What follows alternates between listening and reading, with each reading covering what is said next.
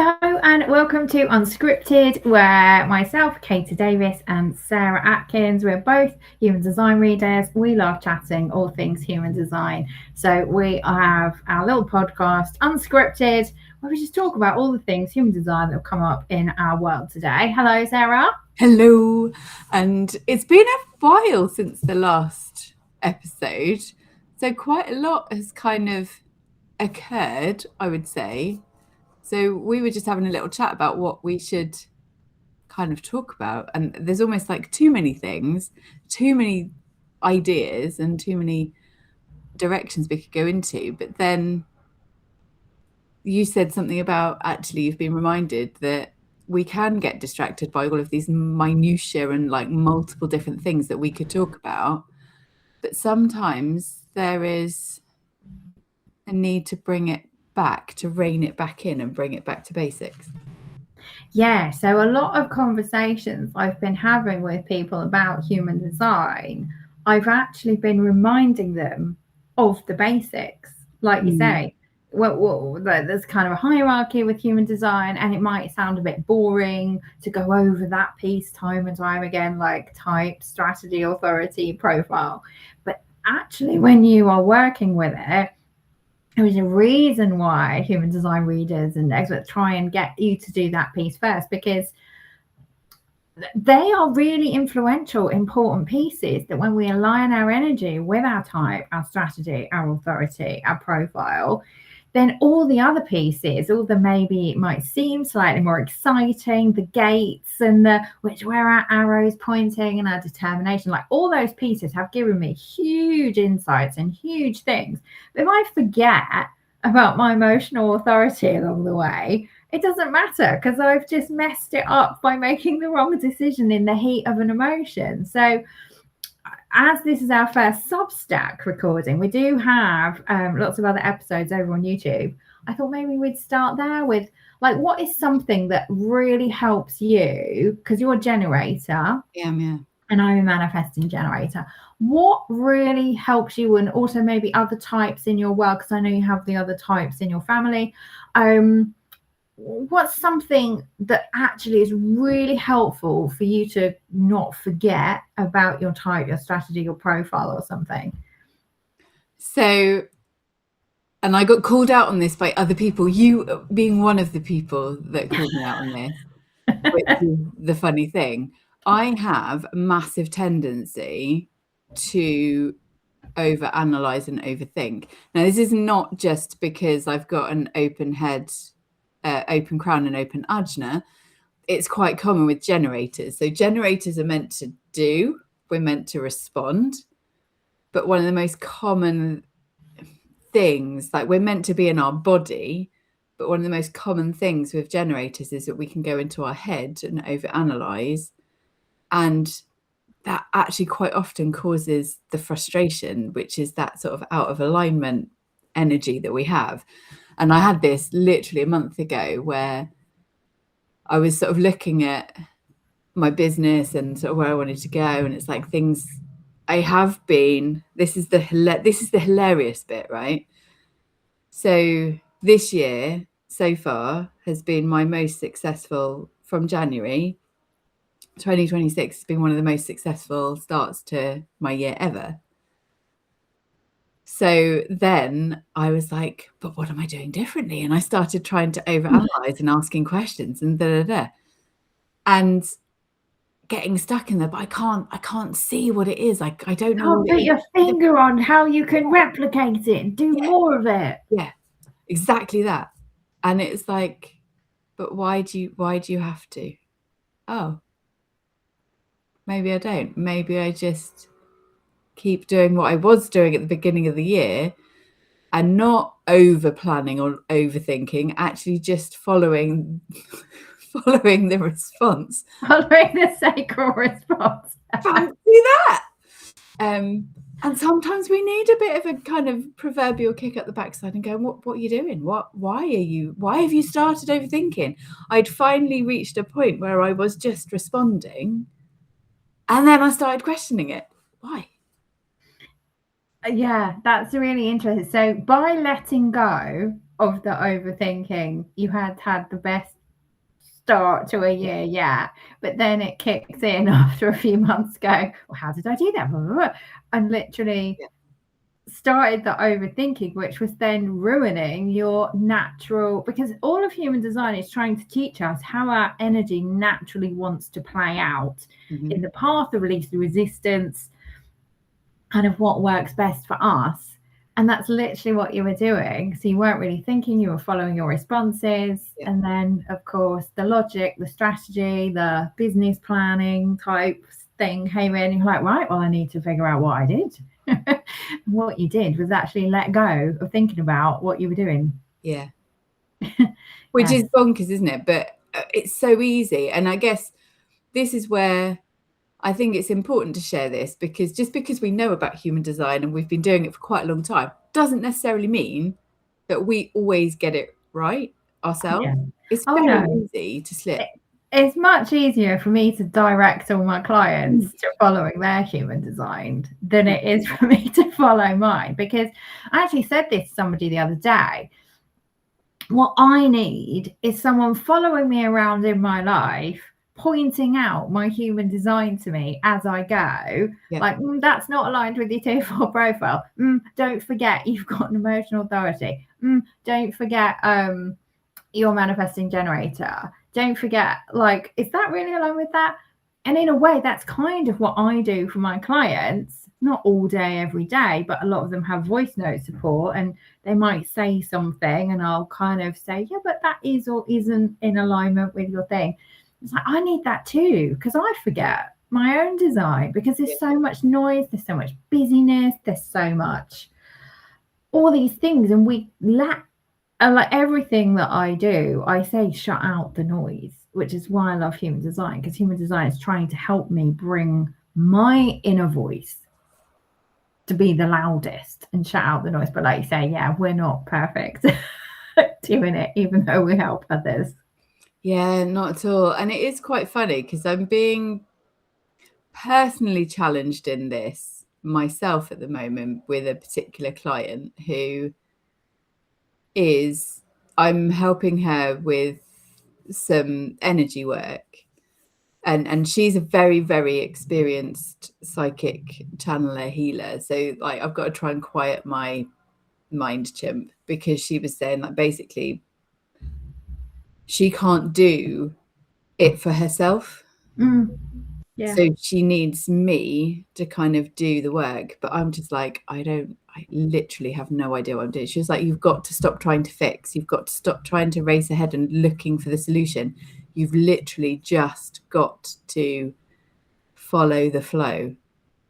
And if something comes along, just say it and just follow the threads of energy and what's coming up. Like, don't try to rationalize it. And it's really hard because I've become very conscious of how much my head wants to make sense and rationalize things. Yeah, me too. So my centers, I have the top two, the crown, head, ajna, all the different names, undefined, and everything else is defined. And so the noise and all the input here is always trying to, it's almost like it's trying to compete with what I know to be true. And I have a lot of that kind of energy of needing to understand and wanting to know, and I'm really having to try and let go of all of that myself and trusting the process.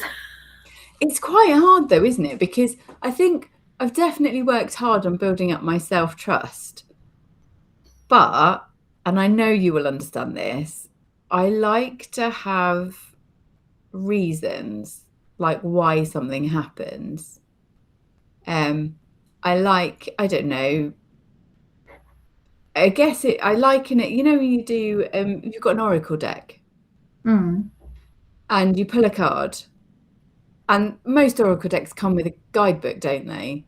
And I remember when I first got them, I'm like glued to this oracle deck guidebook, like reading what the meanings are. And it's only really in the last year that I've tried to let go of that and actually just trusting what comes to me. Yeah. It's a great exercise. Like, what's your interpretation? What do you think it means? Why do I have to Google, or why do I have to look something up? Because actually, it might not necessarily be, because you look in these guidebooks and there's like multiple different interpretations, isn't there? So even in the book, it's not necessarily what you think it is. So it's actually, do you agree with it or not? It doesn't really matter. It's what my meaning is, and trusting the meaning that I'm placing on it, if that makes sense. But I guess it's another exercise in being present. Yeah. In terms of something happens, how do I feel?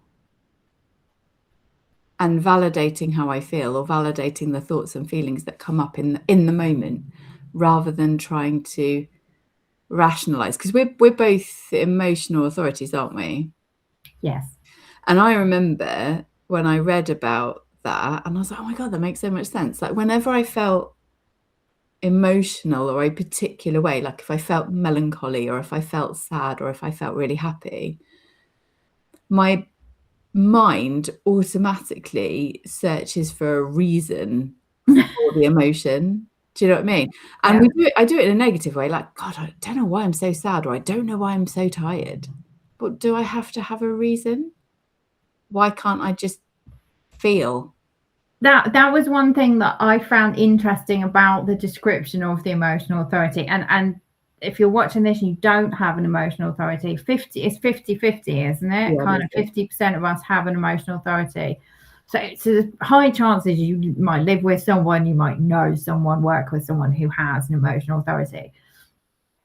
The thing that, again, I always say human design kind of gave me the permission to stop questioning everything I always knew to be true.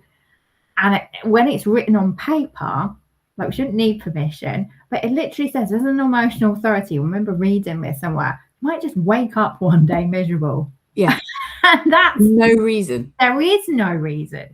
You are on an emotional wave. And then at some points, again, it almost feels like disempowering, because it could feel like, okay, well, I have no control over how I feel. Like, I don't like that idea either. It's like kind of good to know that there isn't a reason for it. But then equally, I don't like this idea of I have no control over it. But over the last 6 years, I very much have developed the ability to be a witness to my emotion. Yeah.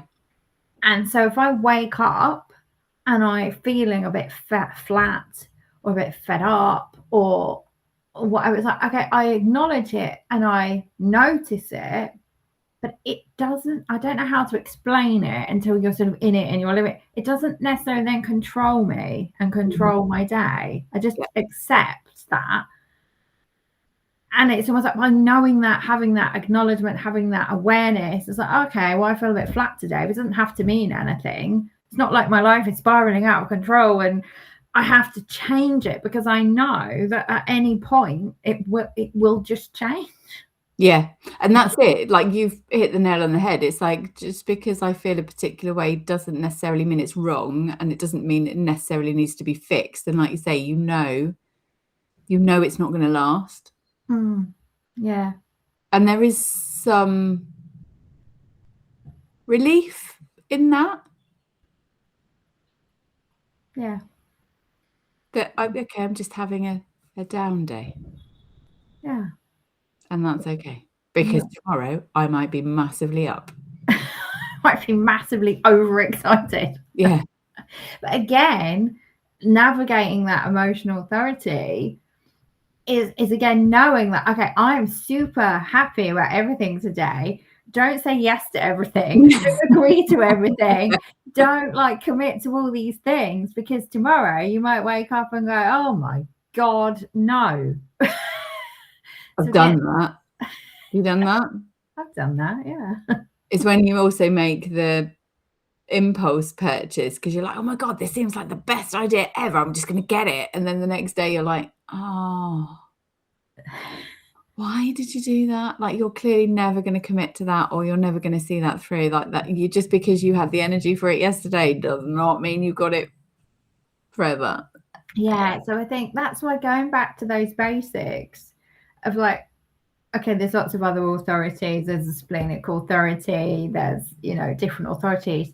It's leaning into what yours is, because even though I know this stuff and I've been doing this stuff for 6 years, when that, as an emotional authority, when that wave is high, it is difficult to remember that I may not feel this way tomorrow. But the more you do it and the more you practice it, a bit like, you know, learning an instrument or learning to drive, or you kind of manage to make it automatic now that I question, is my emotional state influencing this decision for the better, for the good?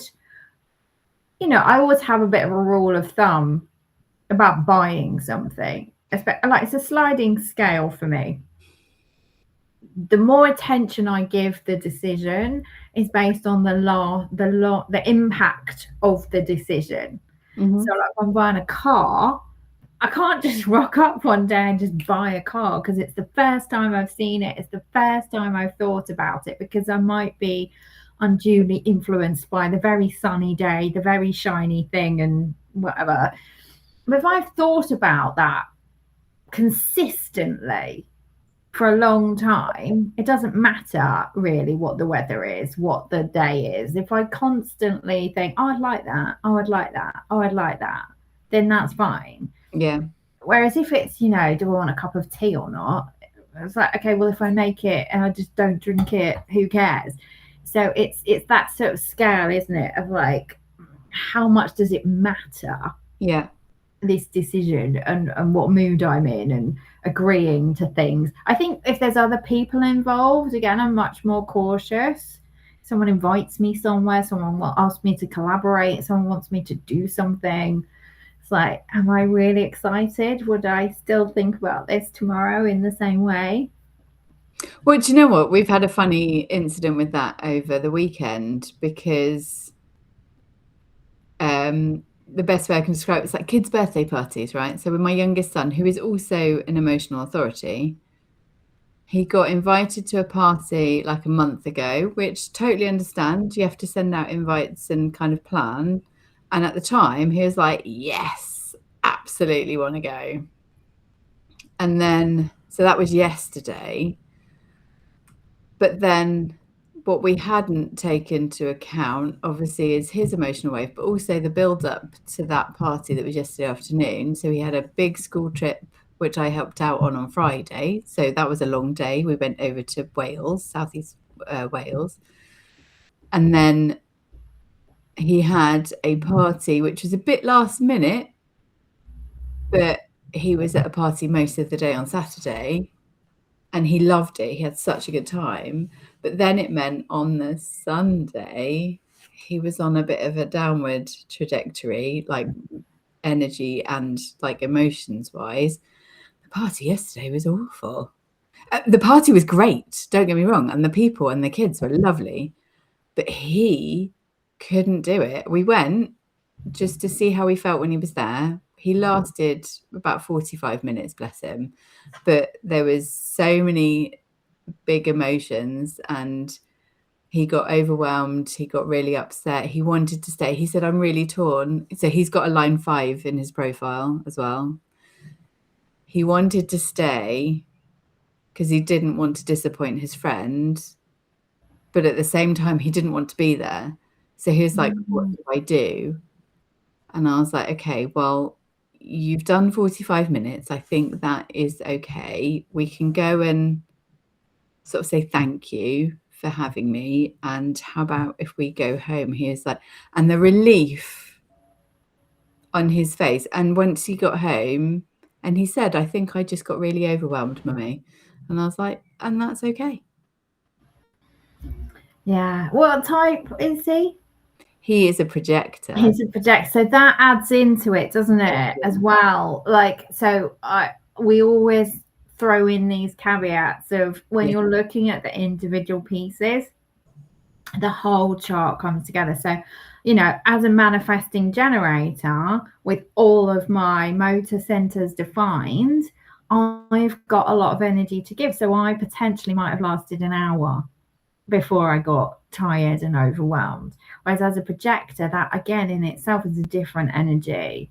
And how many open and undefined centers you have. So how much of other people's energy you're taking in. So the whole thing comes together to add up to, yeah, it's hard with an emotional authority because now I know that I find myself, other people could look at me as though I won't commit to things. And it's not that I don't want to commit to things, but it kind of is, because I know that if somebody's inviting me somewhere to go away for the weekend or to do something, and it's like in August, I'm very aware that unless it's a definite yes consistently, a lot of how I interact, how my energy is at the time, how it will depend on what happens much nearer the time. And so I do find myself not booking events, not booking things, because I don't, there's that other saying which I very much hold truer, I think, now I know more about human design, is what is right for me is right for everyone. Yeah. So if I force myself to go somewhere and to try and interact and to try and do something, when I as a 2/4, my 2, I'm completely depleted, I'm maybe in the low of my, it's not going to be fun for anybody else hanging out with me. Yeah. So as much as it's like we don't want to let the other person down, XYZ, depending on what it is, if it's a social function, I might go there and ruin the entire day for everybody else. So actually, even though they might be disappointed I haven't gone, me not going is best for everybody. But that's a very hard thing to do, because there is this sort of expectation of, well, I said I would go and I don't want to let people down and all the rest of it. But if you go and you're just completely burnt out energetically, not joining in, everyone's going to try and make you join in, or everyone's going to try and cheer you up, or, and actually can end up ruining the party for everyone. So it's a very interesting line, isn't it? Like, do you follow through with your commitments, or is it best for everybody but that you gracefully duck out? There's a certain element, like you say, about expectation. It's kind of deemed selfish if we do things to suit ourselves, isn't it? It's like, oh, you're so selfish for not going, or you're so selfish for not sticking around, or you're so selfish for like pulling out of something at the last minute. But you're right, because actually, yes, you could follow through, but then make everybody else miserable, which is then also kind of deemed as selfish. So you're kind of damned if you do and you're damned if you don't. Yeah. It's definitely something I think a lot more about in a lot of my personal friendships, relationships as well. It's like, well, actually, how will the whole look if I am there versus if I'm not there? And maybe they might not understand it, but I am confident that it's better for everyone if I maybe just don't go this time. And it's taken me a long time to have, and that's that self-trust piece, isn't it? It's like trusting it. I mean, obviously, when I had my previous business and I made wedding cakes, that's a different story. That's not an energetic, I don't feel like I'm just not going to show up and deliver your wedding cake.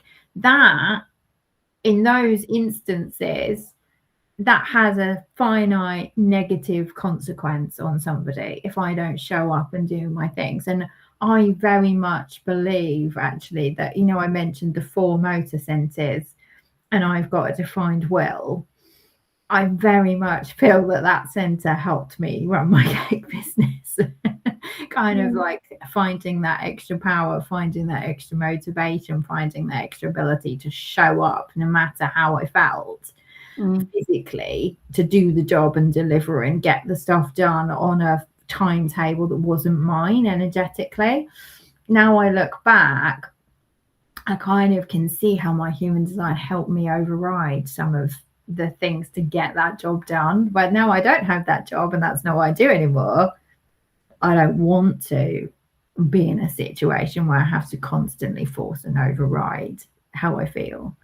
But that's an important point in itself, isn't it? Because sometimes the reality is that we have to do things that we don't necessarily want to do, because we just do. That's life. But how do we balance that out with the things that are good and right for us? I think, I mean, this will be we could do another whole episode on this one, maybe. I think what I've started to look at is, again, it's how you frame something.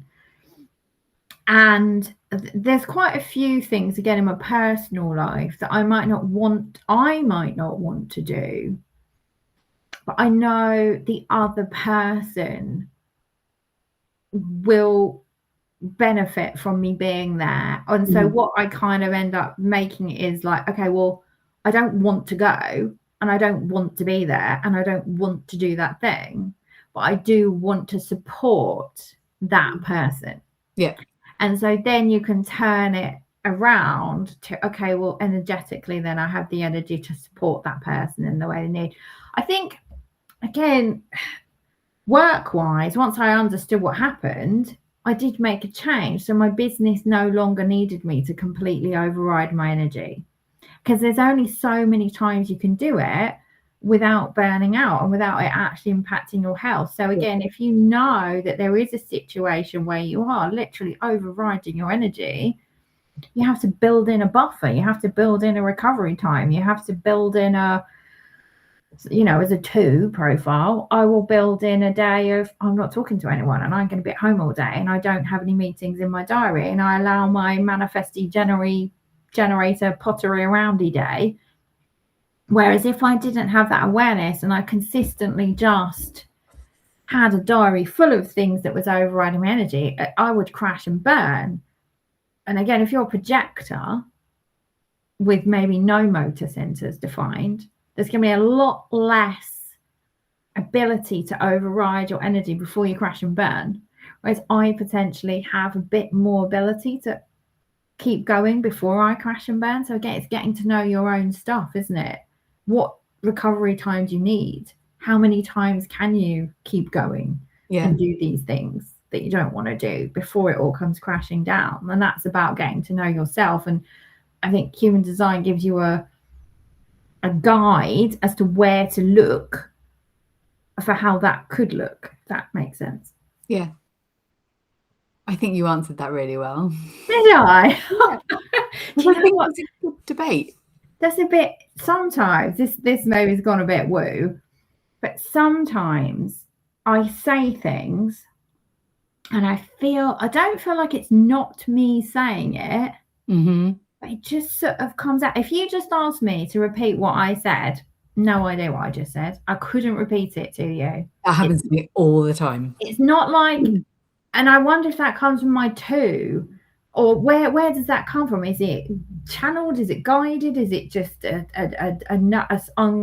from the subconscious? But it's like, I couldn't tell you what I just said.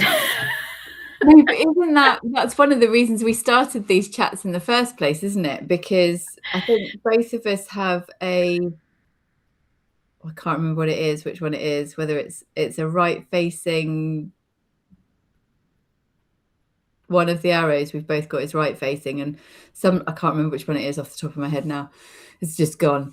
But sometimes we don't know what we know until somebody asks a question, and then the answer just kind of comes to you from we don't know where. Whereas if I try to generate the answer myself, I don't always know. It's one of the reasons that I voice note myself. I talk to myself all the time, because if I'm just sat thinking, I could just go round in loops and loops and loops. Whereas if I have a conversation, either with myself. I'm not particularly precious. I don't have to talk to other people. I can talk to myself. I'm just as engaging. But when I talk to myself, I can come up with quite often the answer because I can almost hear what I'm saying and I can come to that conclusion. So I ask myself questions all the time and just see what answers come up. I wonder sometimes if that's to do with my gate 48, my resource, where the alignment gets, so in the success codex and Cara's done it, so that the alignment cue is knowing that I just know, and it's trusting. I just know. Do you have 48 as well? I have 48, yeah. I sometimes wonder if that is that gate. It's like this, just knowing and having this depth of knowledge and this thing, and it just comes out when it's needed. But yeah, I find that as well. I voice note a lot of my clients because having the defined throat, I find that works so much easier for me sometimes, just talking. And sometimes I'm voice noting my clients in response to what they've said, and I get to the end, I'm like, I think that was really good, but I've no idea what I just said. But I've done that. Do you know, it's funny because I delivered a workshop for my husband's organisation last year. And I was like, they were asking me questions and I know I'm talking. I feel like I'm kind of bouncing all over the place. So if I let my head take over, then it all gets a bit jumbled up. Whereas if I just allow it to come out in the order that it comes out, it's just in the flow. But I do ask a lot of the time, does that make sense? Because I'm not always necessarily aware of what's coming out of my mouth. So it's whether people can follow the flow. But 9 times out of 10, people are like, yeah, that's amazing. Can you repeat what you just said? And I'm like, no. You're asking my head to kick in and I have no idea what I just said. Yeah, that was intuitively channeled. That just came out of somewhere. I mean, now I don't record all my Zoom meetings, but they've just introduced the transcript. Yes. So I stick that on because it's merrily down the side. So if anyone now says, what did you say? I go, 1 moment. And then that's the transcript of what I just said. So that's very helpful. Yes. So anyway, let's wrap up our chat. Thank you for joining us. If you've watched, we'll be back soon with another one. Like we said at the beginning, this is our first Substack Unscripted, but there are, if you head over to YouTube, you can watch some previous ones. And thank you for joining us. And thanks, Sarah. No, you're welcome. It's been fun. And we'll be back soon. See you soon.